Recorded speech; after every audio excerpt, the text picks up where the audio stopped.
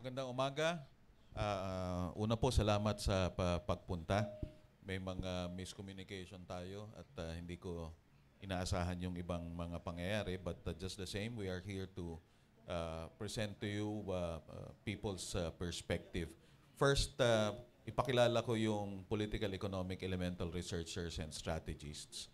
We organized it in March. Actually, na-organized na siya before that, but we registered it and officially inaugurated it in March.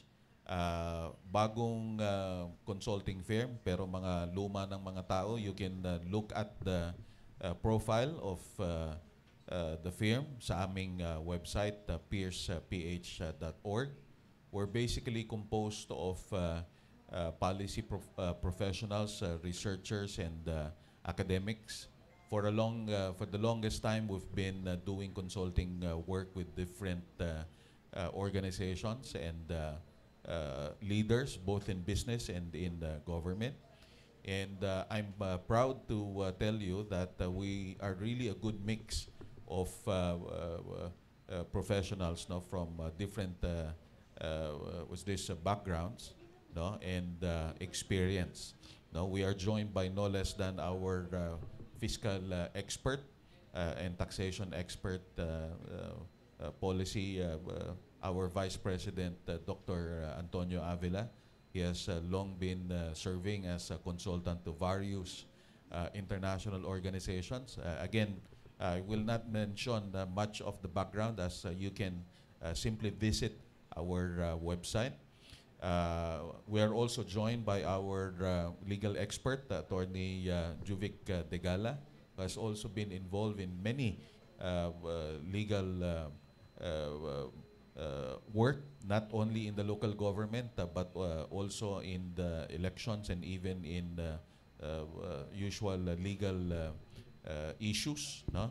And of course, we have our data mining and statistics expert, Dr. J.V. Morsha, who will be presenting the results of our survey.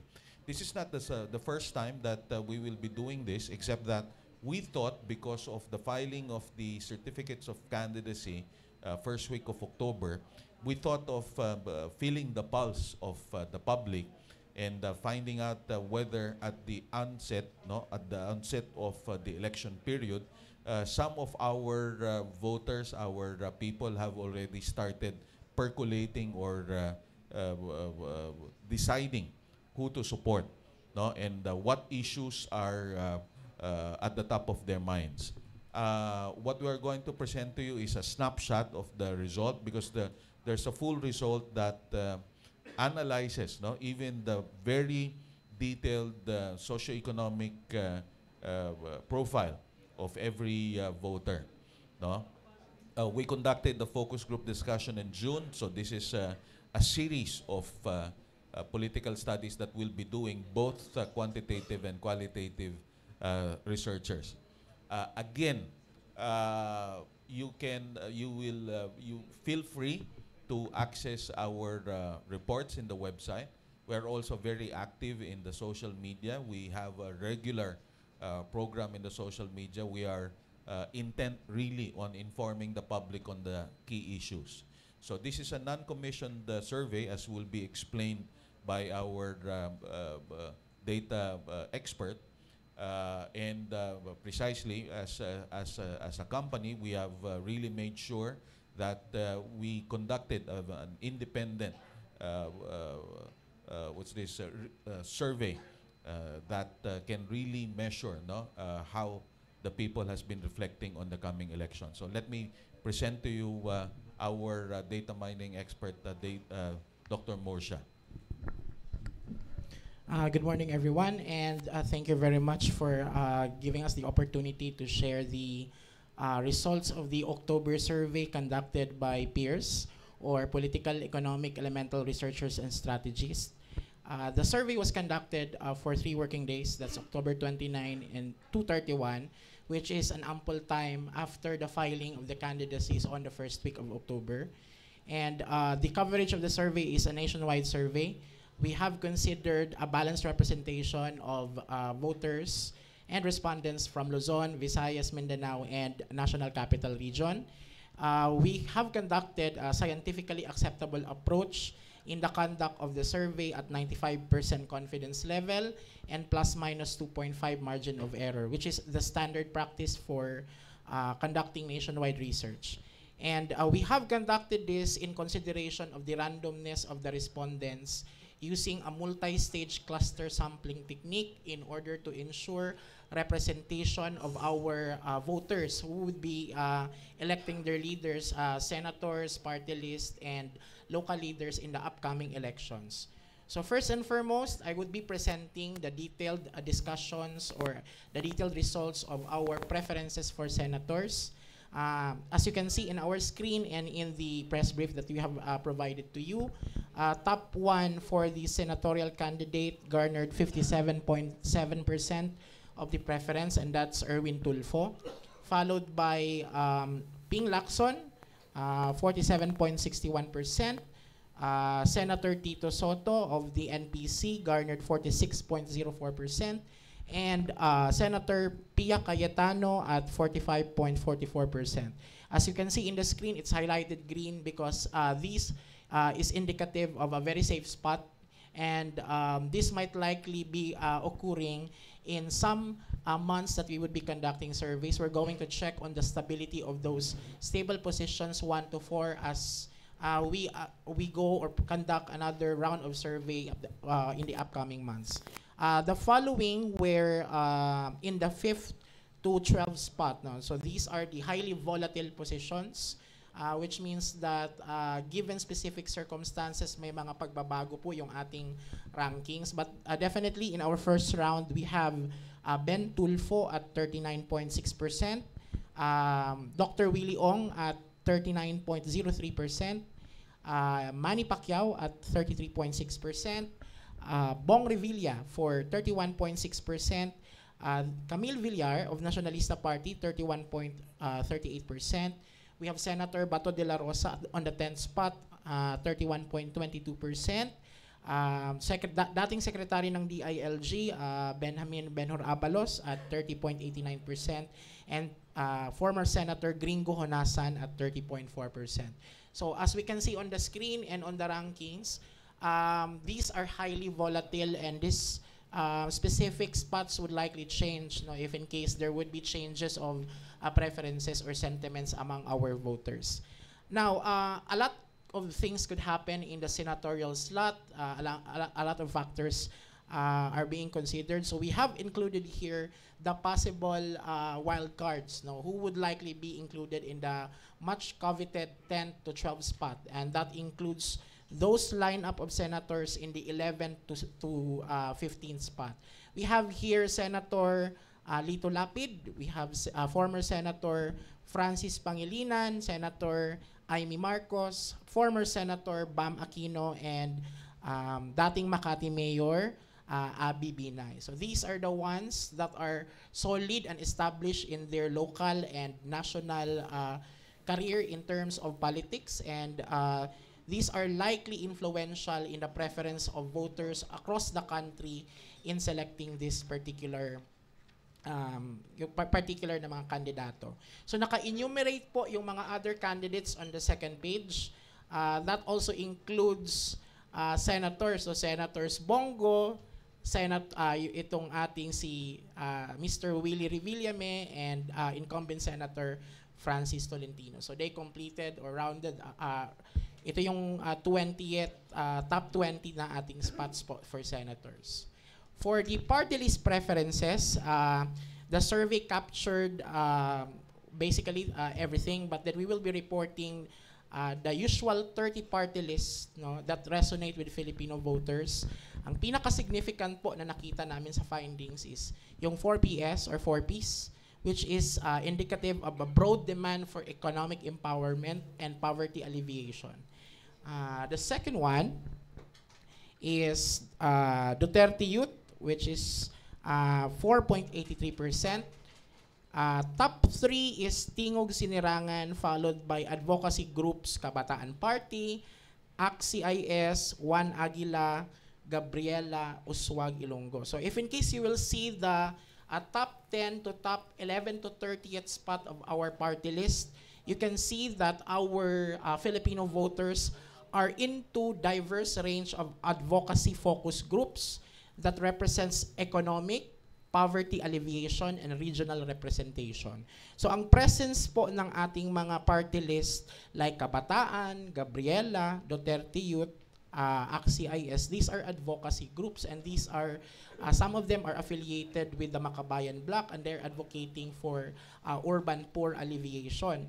Meron din po tayong mga associations or mga party lists related to senior citizens like the United Senior Citizens, which are basically representing senior welfare and specific community needs.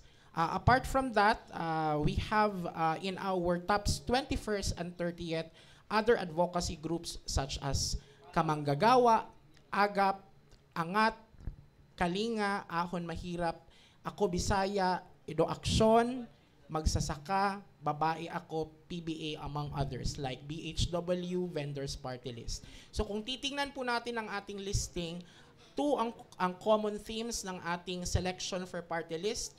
Those who are actually focused on regional concerns, and those concerns for economic and poverty alleviation concerns.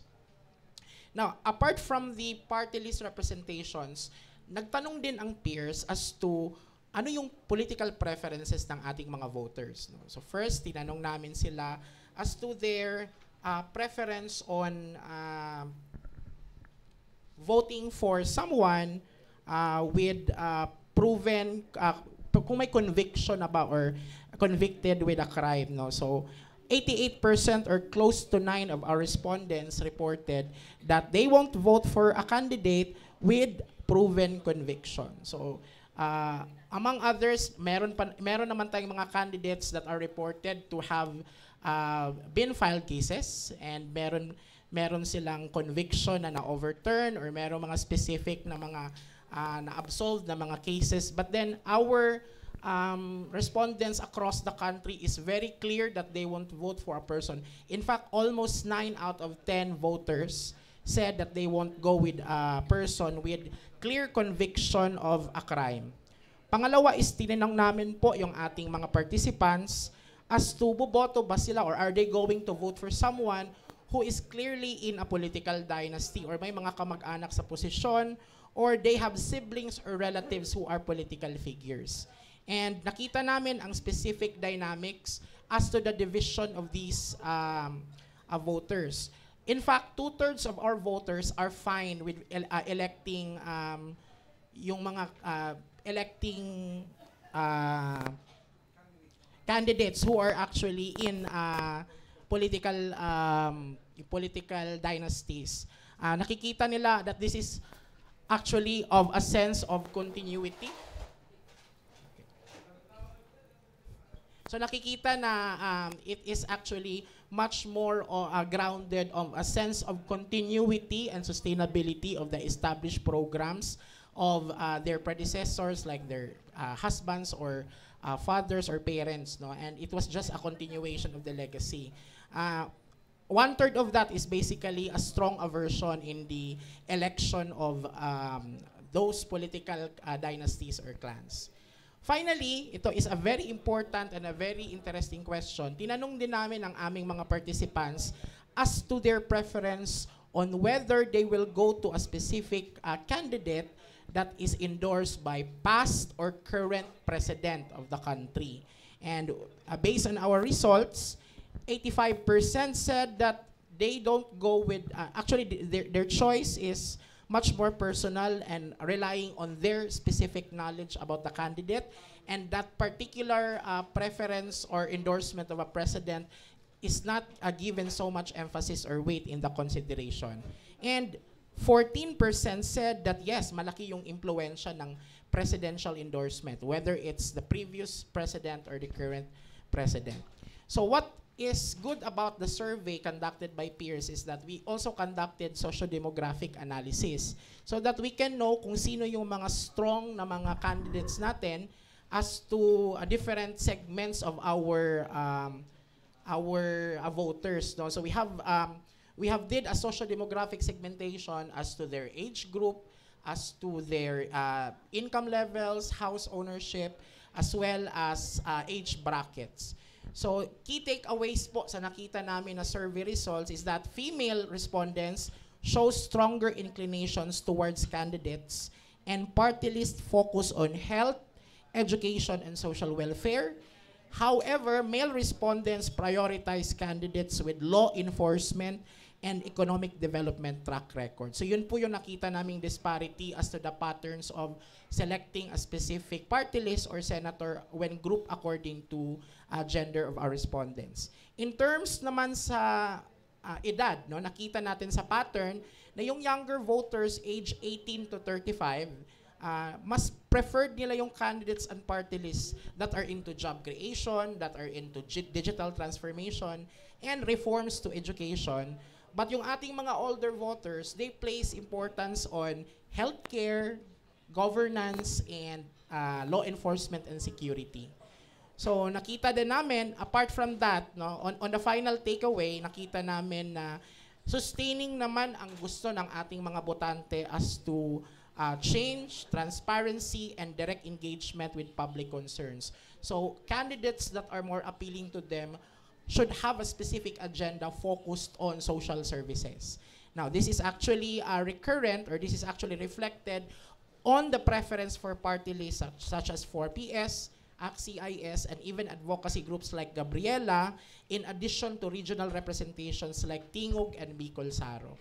And finally, no, based on the survey and other na mga demographic segmentations, which would be available in our website, we hope that we can sustain in the conduct of the data collection and survey so that meron pong guidance ang ating mga voters as to the kind of candidates that they will be electing. Because kung titingnan po natin yung data, hindi pa po talaga decided, hindi pa kompleto halos lahat ang 12 senators ng ating mga voters, and almost 15% of our voters have not decided on a party list yet.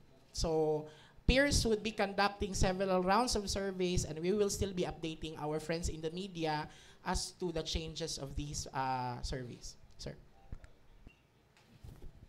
Thank you, Doc JV. Actually, more than the quantitative survey that has been reported to you by Dr. JV, we've also been conducting focus group discussions, and this validates the numbers that have been reported to you. Again, how we wish that we can discuss to you the whole report, pero just to give you an idea, almost 50 pages yun, no? So magtatagal tayo. So kung merong interesado siguro, they can contact peers so that we can properly brief them, no? Because there are strengths and weaknesses on the basis of geographic area. So makikita natin sa mga lugar, sa mga probinsya malakas, at bakit malakas, bakit mahina. Siguro makikita din natin in terms of the campaign, no? Kung talagang ang campaign ay sustained, no, all throughout the country. In fact, when we were conducting the field work, medyo naka-encounter pa kami ng difficulty kasi yung iba namin mga field interviewers hindi makabiyahe doon sa island provinces, no, like Masbate and Catanduanes. But just the same, precisely because we wanted to really have a good idea of how the different voters, no, from different areas really are making their decisions, talagang pinuntahan pa din ng aming mga field interviewers dyan, no? So, bukod doon sa geographic area, nabanggit na din ni Doc JV, hinimay din namin, no? Hindi lang in terms of age bracket, hinimay din in terms of gender specifics, no? Kung babae, lalaki, kung LGBT, tinignan din namin in terms of socio-economic standing, tinignan din pati sa klase ng trabaho, no? So there's a disparity between blue collar and white collar workers in terms of preferences. So this is going to be useful, particularly when we try to track, no, the changes in the preference of the voters as we move along, no? So doon sa aming FGD, lumilitaw na ang mga botante kung binigyan mo ng choice, no, talagang aalamin nila yung mga choices nila. Kasi pagka tinanong mo, boboto ba kayo ng magkakapatid na sabay-sabay tumatakbo o may aabutan na kapatid o kamag-anak doon sa kanilang elected position, overwhelming yung sagot na hindi sila boboto. But as you can see, the number somehow suggests it's different. So pag tinanong mo ulit sila, bakit ganon? Pero sa numerical survey, lumalabas yung pa din yung mga pangalan na nakikita. Ang sagot po ng ating mga kababayan, yun kasi yung choice na alam nila. Sa madalit sabi, yung mga alternatibong kandidato, hindi pa siguro nakikita ng mga botante. No? At the end of it all, the more important thing to remember is that, again, this is just the start of the election cycle. So I suppose in the next few months, there will be some material changes that we can still expect. No? Hindi ko pala napakilala yung sarili ko kanina, yung iba sa inyo siguro kilala na ako. Ako po si Professor Ed Tayaw, no? At matagal nang nagkokomento sa politika. No? So ito po ang aming findings na bilang isang firm. So we're ready to take questions. Kasama namin, sinama namin dito ang aming expert on public policy at ang abogado namin kasi pag tiningnan din po ninyo yung mga numbers, I'm sure may mga issues na legal na baka sa tingin ninyo maaaring pag-isipan o matanong, no? Dahil whether we like it or not, syempre halalan ito at I'm sure that there are legal options or issues that you would like to clarify. So we're opening the floor for questions from the media.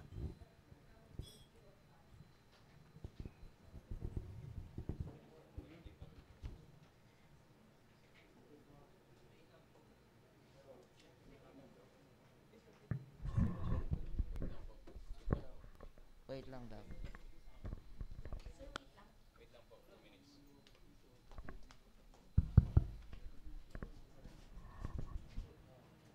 Okay na. Good morning, I'm Nino Aklan from Hataw. Sir, credibility is very important, right? So, if you agree with me, since bago lang yung company nyo, how credible is the result of the survey para ma-convince yung reader and na talagang there is a credibility of your survey result? We're not here to convince everyone of the credibility because the credibility will come out later. No? Because sabi nga nila, the fruit of the the proof of the pudding is in the eating.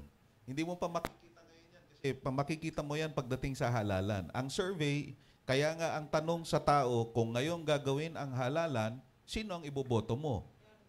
Kung halimbawa sinabi ko si Pedro ang iboboto ko, pagkatapos nun, pag-alis ng interviewer, biglang may nabalita na si Pedro pala may ganitong involvement, nabago na agad yun.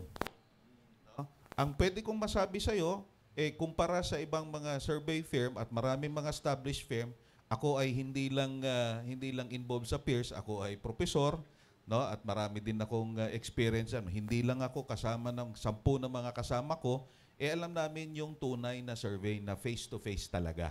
No? So I'm not about to convince you that hey, we're a credible firm. You will find out later whether it's credible. But what I can tell you is you can check the website and you can check the membership of the firm and you will find out that all of us are very not only credible but experienced people. Okay? Sir, at the same time, the survey is, would you agree with me that it is a mind conditioning already for the 2025 upcoming election? No, magandang tinanong mo yan kasi yun ang dapat nating i-correct. Kaya nga ang ginagawa namin sa peers, bukod sa survey, regular kaming naglalabas ng mga komento namin, no, para ma-inform ang publiko. Okay? Hindi dapat nyong isipin na kapag kami nakitang survey, nangunguna si Mario, malanalo na kagad si Mario. In fact, pag titingnan mo yung mga nauna kong interview na hindi peers ang nag-conduct ng press con, kumbaga in-interview ako ng media, ang lagi kong sinasabi, no, Lalo na yung mga naglabas ng survey na para sa 2028 election, napakalayo pa noon, iho. No? So, para sa akin, medyo kalukuhan yung maglalabas ka ng survey na ang halalan na pinag-uusapan, yung susunod pang halalan. No? So, maling sabihin na pagka may survey, meron kang top 10, no? Iyon na yon. Actually, makikita mo dito sa resulta namin, mula kay Senator Manny Pacquiao, pababa, halos magkakapareho sila. So this can still very well change. No? And I also would like to invite your attention to the 2004 elections. No? The lead of the former President GMA in the final result proved to be not the same as what was predicted by many survey firms. Second, 2013, all the survey firms said Senator Grace Poe will be in rank 8 or 8 to 12. Ano nangyari? Number 1 si Senator Grace Poe. No? Kaya alam mo yung tanong mo, yun ang palaging tanong, no? Credibility. Malalaman mo ang credibility later. Kaya nga may mga survey firms na nagsimula sila hanggang ngayon nandito pa kasi nakita natin na reliable yung mga naging resulta. So, etong sa Pierce, at kaya nga kanina sinabi ko na bagong kumpanya pero mga lumang tao. Sa madalit sabi, kapag inalam mo yung mga membro, mga dati nang nakikilala ninyo at nai-interview sa TV at radyo sa dyaryo, no? At kilala din sa babayan, no? So, ang punto ngayon dito, malalaman natin talaga, no, katulad ng mga nangyari sa mga ibang survey firms, na kapag alangang-alangan yung numero, mahahalata mo Meron nga naglabas ng survey, nangunguna yung isang kandidato hindi lang dito sa survey namin, kung hindi sa survey ng iba pang firm, wala naman siya dun sa top 12. So makikita mo, you will be able to compare and contrast the different results of the different survey firms. But the accuracy of the result of the survey, sir? Uulitin ko, kuya. Ang accuracy po ay hindi question sa sir. Siguro explain mo na lang, Dr. Yes JV. po. Actually, Ano ang survey? unang-una, yung pag-conduct ng survey ng peers is done on a scientific manner. No? So there is a science behind it, and that particular science discusses on margin of error and confidence level. And part of that, we ensure na ang ating pong sampling is talagang representative across the demographics. Nakita natin, or sinabi ko kanina, na there is always a representation of survey as to the balance of Luzon, Visayas, Mindanao, and NCR.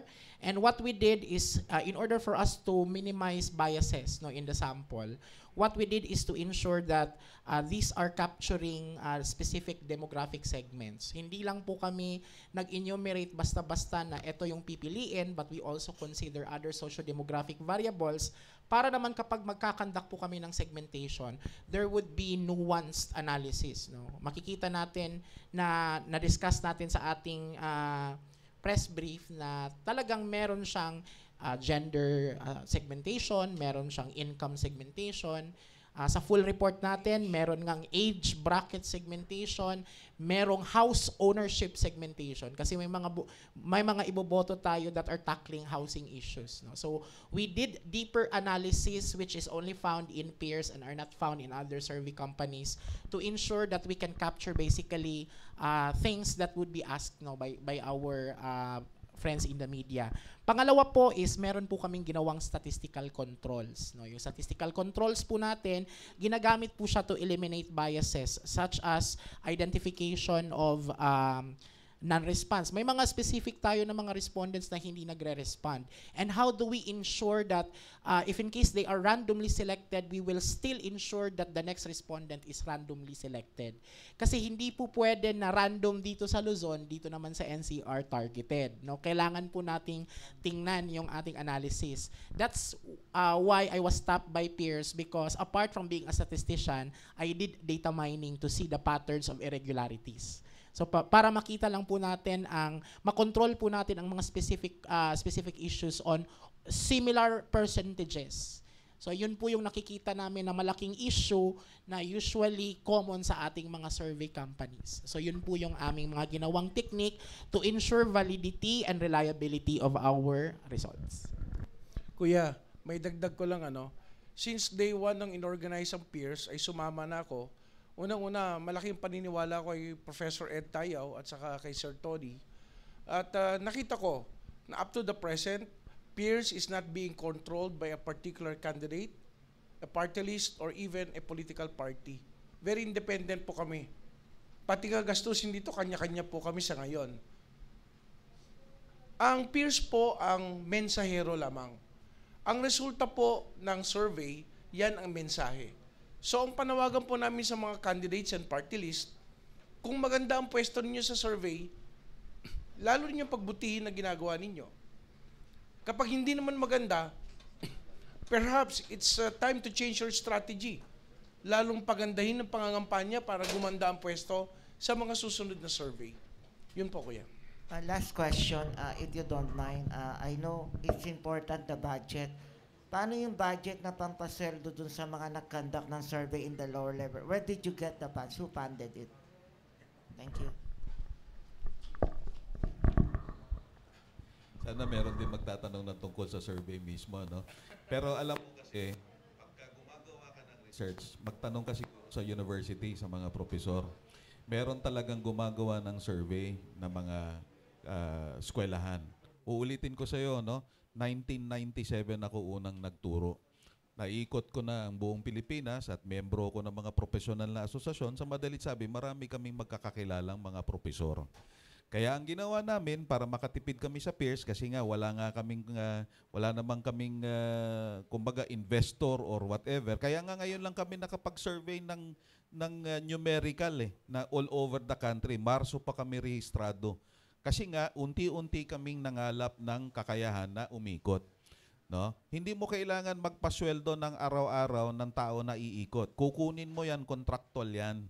No? Halimbawa, magse-survey ka sa Pampanga, hindi ka kukuha ng taga Pampanga. Kukuha ka ng taga Bulacan at yun ang magsa-survey sa Pampanga para hindi biased. At siguro kung may mga kamag-anak ka sa probinsya, magtanong ka kasi siguradong merong magsasabi sa iyo na naikutan ng peer. Okay? So, sige lang. We can still entertain questions as to the methodology. But I'm actually quite surprised because all the while I thought some of you already have an idea who the people are behind as far as peers is concerned. Magandang umaga po. Ako si Mr. Chot Velasquez ng Elizalde Broadcasting. So I have 3 questions po, curiosities. One is, you mentioned about yung peers, no?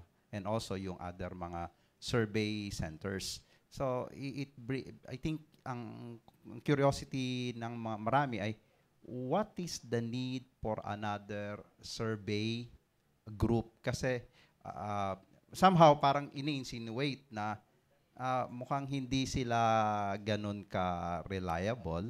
That's why we need another one that is now presenting itself na reliable, and you will see it sa results later. So that's my first curiosity. The second curiosity is that sa field namin, sa sociology, there is no such thing as value-free. No? So you are presenting yourself na objective. Right? No? And I think importante yun sa issue ng credibility, di ba? Pero, yun nga, no, at least sa amin, sa mga sociologists. Actually, totoo yan sa mga social sciences. Thomas Kuhn formulated that particular right. approach. No? So again, no, I think yung ano yung magiging response nyo doon sa, you are presenting yourself as a value-free, but at least sa social sciences think na, no, there is no such thing. And pangatlo, doon sa results, you were saying earlier na ito yung initial results, no? Then you're saying na magbabago pa yan eh. Pero ngayon, ang tanong palagay ko, curiosity namin, ano-ano ang sa palagay ninyo ang mga magpapabago sa mga results nitong initial na survey po ninyo? Akala ko 4 yung tanong mo. So, 3. Okay. Una, yung simulan natin doon sa value free, no? Kasi alam mo, you can search my name, Edmond Tayaw. Makikita ninyo marami din akong publication. I published here and abroad in Singapore and in Germany. No, just to give you an idea. So, yung debatable yung sinabi mo na hindi sinasabing value free. Depende kung sa behaviorist ka o sa behavioralist ka. No, medyo hahaba yung discussion natin dito kasi matagal kong tinuro ang methodology, kuya eh. No, so, depende din kung sinong pinag-uusapan natin na sociologist. Kung si Theodore Adorno na political scientist din, no, at ang pag-uusapan natin, o kaya si Marshall Mauss, magkaiba din sila ng pananaw dito. So, mahirap, ano? At the end of the day, when we speak of human sciences, ibang usapan yan sa natural sciences. Matagal lang na-settle yan nila David Easton. Okay? So, pag human sciences, merong human factor na pumapasok kasi wala ka namang laboratorio. Ang laboratorio mo, yung buong mundo eh. Yung buong society. No? Ngayon, ang sinasabi nating value-free, yung ina-explain ni Dr. JV kanina, na marami kaming tools na ginamit statistically para ma-minimize yung human factor. Kaya nga, uulitin ko kanina doon sa tanong, paano nyo ba pinondohan ito? Actually, madali lang. Kung mamamasahe ka mula Bulacan papuntang Pampanga, jeep lang ang sasakyan mo, mura lang, makakaikot ka. Kaya hindi mo kailangan talaga nung lahat ng interviewer mo manggagaling ng Manila. Medyo talagang mamumroblema ka at hindi lang costly, it will also impact on the timing. Because the field work has to take place within the 3-day period. Actually, mahaba na yung 5 days. No? Pangalawa, kailangan pa ng bagong firm. Actually, walang pinag-iba yan kung ang mahilig ka sa McDonald's, no? Na burger, no? Meron kang Jollibee. Pero biglang dumami, ang daming mga artisanal burgers na sinasabi. Is it because hindi reliable yung McDo or Jollibee? No. It's a question of choice also and options. Third, when we speak of how we are doing this in peers, and you mentioned if you're a sociologist, that means you can have different takes on practically the same issue. And that's what we're trying to do here. No, kaya nga again, quoting what the Doc JV mentioned earlier, compared to the other survey firms, we are not only looking at the same demographics. We'd like to find out whether, for example, some ethnic groups would have a different take on what issue and so on. We'd like to find out whether a region is the same as a province and vice versa. We'd like to find out whether a blue-collar worker would see things differently compared to a white-collar worker, and so on and so forth. Again, the assurance is, even if the firm is new, the people around are old. Siguro, hindi ko na rin nabanggit sa inyo, pati cybersecurity may expert kami kasi Pierce is not only a local firm. In fact, we are a subsidiary of an international, marami kaming partners na international firm. We've done this with other countries also before. Except that, again, precisely because we didn't want to be, was this owned by a particular entity, no? We decided we can do it on our own. Kaya marami kami sa firm. Yung pong Again, yung website pangatlo, namin, pierceph.org. Yung pangatlong question po, what do you think will change the results of it? Mahirap sagutin yan eh. Pero si Doc Tony na. Yeah, actually, good morning po sa inyong lahat. Actually, may isa po kaming tanong na mahalaga siguro na maririnig ng mga kakandidato. Tinanong namin kung ano yung mga issues na dapat na natugunan ng mga kakandidato. Ang number 1 po na sinabi nila ay poverty. So yung poverty, yun po ang number 1. Pangalawa po ay tungkol sa economy. Siguro sa mga livelihood, sa mga inflation, etc. Tungkol sa economy. At ang pangatlo po, magandang ano to kasi, corruption. Isa sa mga palagi nating problema po ay corruption.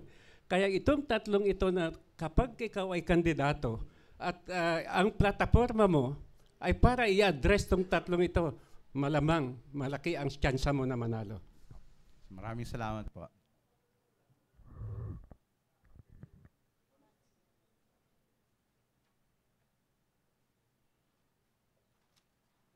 That's Alforte po sa MHC, Balita ng Bansa. May tanong ako madali, short lang. Hanggang ano po ba kayo na itong peers na to sa labas ng bansa or nationwide lang? Hindi ko masyadong... Nationwide po ba itong ginagawa niyong... Itong survey, nationwide, Yeah. yes. Oo. Outside, hindi po. Hindi pa. Hindi ka naman makakapag-survey. Ang gumagawa lang ng survey na global ay UNESCO, World Bank at UNDP sa pagkakatanda ko. Kaya po, nandun po sa website, yung profile po ng bawat miyembro, na-experience po namin, lalo na si Dr. Tony, no? Naging consultant na kami ng iba't ibang international organizations. Pero wala pong gumagawa ng survey na siguro sa yung UN Development Index pala, no? Meron Freedom House International. Yan ang mga gumagawa ng international na survey, no? Pero for the purposes of election, lang yan, kuya. Walang international. Akala ko kasi kasama po yung mga OFW. Hindi. OFWs, wala. Hindi rin. Anyway, Wala po may kaming isa pang affiliation sa mga UNDP at saka iba po. Anyway, may isa pang question po dito. Who among the candidates and aspirants exhibited resiliency, good in handling crisis and dilemma situation in their daily activities and their crisis and dilemma management style? Dilemma? Anong dilemma? Management style? Dilemma. Ma. Parang... parang akala ko... Anyway. Wala kaming ganong tanong, kuya. Unfortunately, I don't think that is part of our survey. No? Survey. Oo. Anyway, maraming... May mga profile naman yung mga kandidato. I'm sure it can be easy searched by the voter. Yes, sir. Siguro ang idadagdag ko lang, isa sa mga issues na lumalabas, although hindi siya nasa top, ay climate change. So, yung po climate change, dapat din na bigyan ng pansin ng lahat ng ating gobyerno at saka yung mga kandidato. Kung yun po ay, alam naman ninyo siguro yung impact ng climate change, no? Yung ating malalakas na ulan, at saka yung flooding, etc. It's simply because because of the problem with climate change. So, dapat mga pagtuunan nilang yun. Magbigay sila ng mga batas o kaya mag-ano sila ng lahat ng measures para matugunan. Lalo na po yung dito sa atin sa Metro Manila at saka sa mga eastern part ng ating country. Salamat po. Okay po. To respond to that, yung ating rankings po, may mga nuances po kaming sinulat. No? So for example, ano yung possible reason bakit top 1, top 2, top 3 ito? Bakit may mga newcomers like Camille Villar? Why are they resonating on a specific demographic group? There is a specific senatorial ball in the person of Colonel Busita who's resonating in this particular segment and in this demographic group. So yun po yung aming dinagdag sa aming analysis. So nagdagdag kami ng tinatawag nating insights in order for us to understand the behavior of the groups collectively. Pangalawa po is sa amin pong report na ginawa for peers sa aming survey report, every ranking and socio-demographics, may mga specific rankings po yun, top 1 to top 15. Pagpunta mo sa male voters, may top 1 to top 15, including explanations, bakit nagre-reflect siya sa mga male voters? Bakit nagre-reflect siya sa mga those in the poverty line? Bakit siya nagre-reflect doon sa mga blue-collar or white-collar jobs? We're trying to cross-match these issues and their advocacies with their ranks or placements no, sa ating top 1 to 15 para po may additional layer po ng kumbaga explanation as to their specific positions in this particular survey. Gusto ko lang pong dagdagan yung sinabi ni Dr. JV, no? Kasi pagdating ho sa party list, isa po sa na tingnan namin ay napakalaki po ang percentage ng undecided. So ibig pong sabihin, lahat po ng mga party list na yan ay kailangan they have to take advantage of that. Kasi 10.97% po yung undecided. Samantalang yung number 1 na 4-piece, 10 plus, mas second actually po ang 4-piece. Ang number one talaga po ay itong undecided. So, kailangan magkampanya yung mga ating mga party list. Okay po. To Professor Ed Tayaw, sir. Ano po yung analysis natin dun sa analysis lang po dun sa result po ng survey natin? Ilan po senatorial from senators ang makakapasok? And number 2 questions is, bakit po wala sa Magic 12 si Senator Bongo and Senator Amy Marcos? I think numbers will already reveal it, no? Actually, in-explain ko naman kanina pa na mula dito kay Senator Manny Pacquiao, no? Lalo na if we start from Senator Bong Revilla, pag tinignan mo, sakop pa sila ng margin of error na plus or minus 2.5%. So magmo-move ito no? Hanggang diyan kay Senator Amy, no? Na 28%, no? Medyo malapit din itong kay former Senator Bam Aquino. So statistically plus or minus So ibig sabihin kung 5% ang difference, ibig sabihin pwede pang malaking chance na magbabago pa 'yan. No, kasi 'yun ang margin of error niya. No, now as to why that was the result, honestly I cannot second guess the preference or the way the voters, no, respondents answered the questions. I suppose may kulang sa information, or it also has something to do perhaps with the recent news, no? Nakita naman natin yung mga nagiging investigasyon ngayon, no? Simula pa nung investigasyon ng Pogo, makikita mo nagmo-move na yung mga survey numbers, no? Not only with the result of peers. Actually, kaya din namin ginagawa to as a policy research firm, as a development organization. We'd like to be able to compare really, no, the results of the other survey firms. Kasi gusto din naming malaman alin ba dito yung reliable.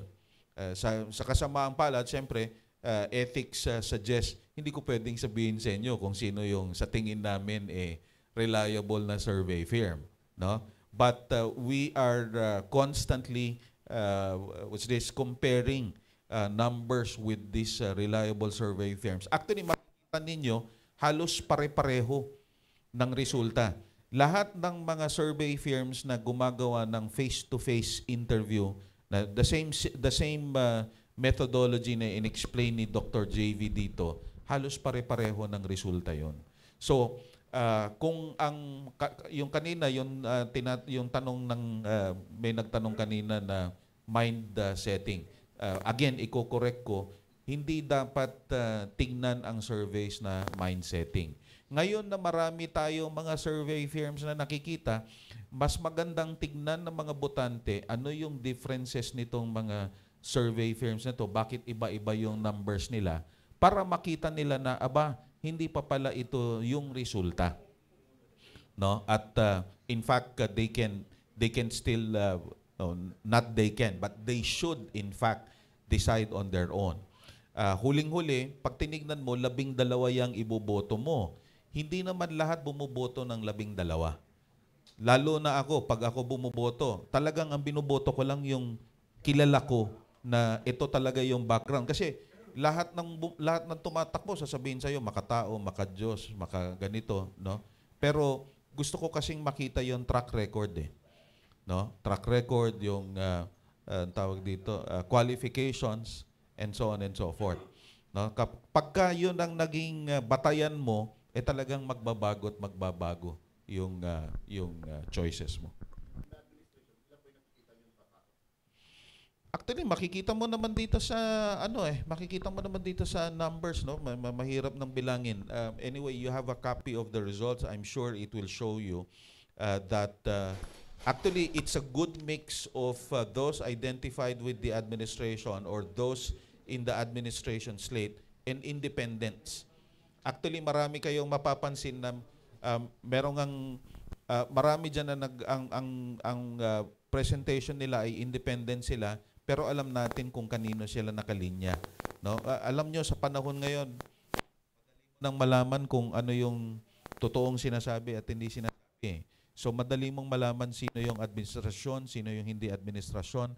Ang maganda dito sa result, yung matagal lang tumakbo before, no, na hindi pinalad si Dr. Willie, napaka safe nung kanyang position ngayon, number 5 if I'm not number 5 or 6, number 6, no?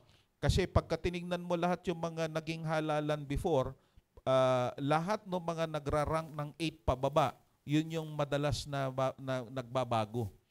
No, in fact, from experience, ang tagal ko nang tinitingnan yung mga eleksyon na yan, actually, ang pinaka-safe lang na masasabi mo na siguradong papasok 12, yung consistent na 1 to 4. Yan, sigurado yan. Magbago man yung 1 to 4 na yan, pasok pa din sila doon sa 12. Pero again, uulitin ko, no? Madaling magbago ang pulso ng tao. Ang example ko palagi dyan, yung 2013 election. Senator Grace Poe was anticipated to rank between 8 and 12. Pero biglang nag-number 1 siya. No? So hindi natin matatawaran pa din ang paglapit sa botante at pagkampanya ng maayos para maintindi sa kanila bakit sila ang dapat na piliin. Siguro dadagdag ko lang, yung survey po na nakaraan, ang mga survey po nung araw, ang number 1 po ay si Tolpo, di ba? Pero sa actual, sino ang number 1?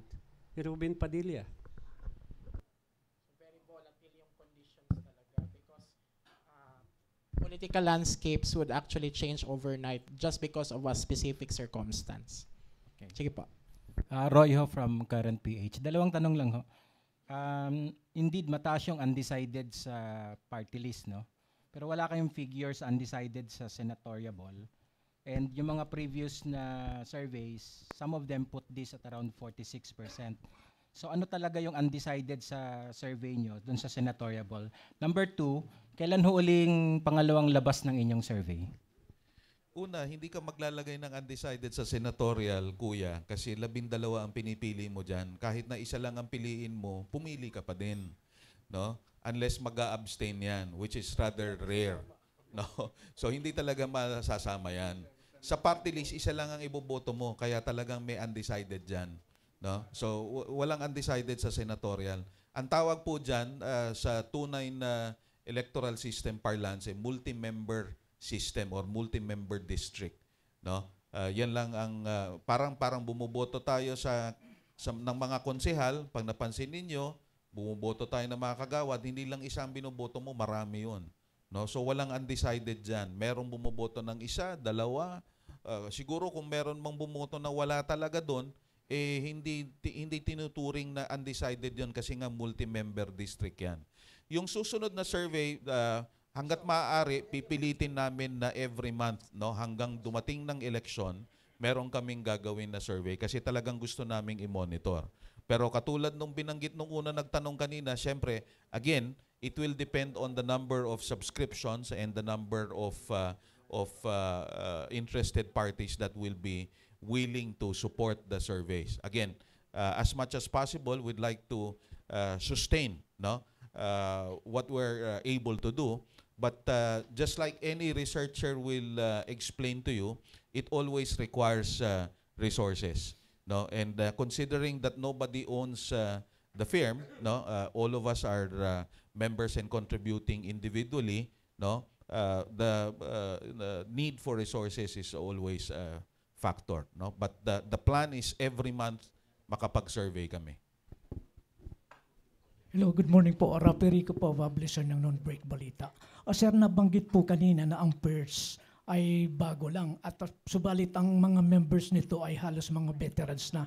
Sir, ano po ang masasabi natin na pwede nating ipagmalaki o ipagmagara na ang PERS talagang maaasahan pagdating sa survey? Ano po kaya ang pwede nating ipagmalaki?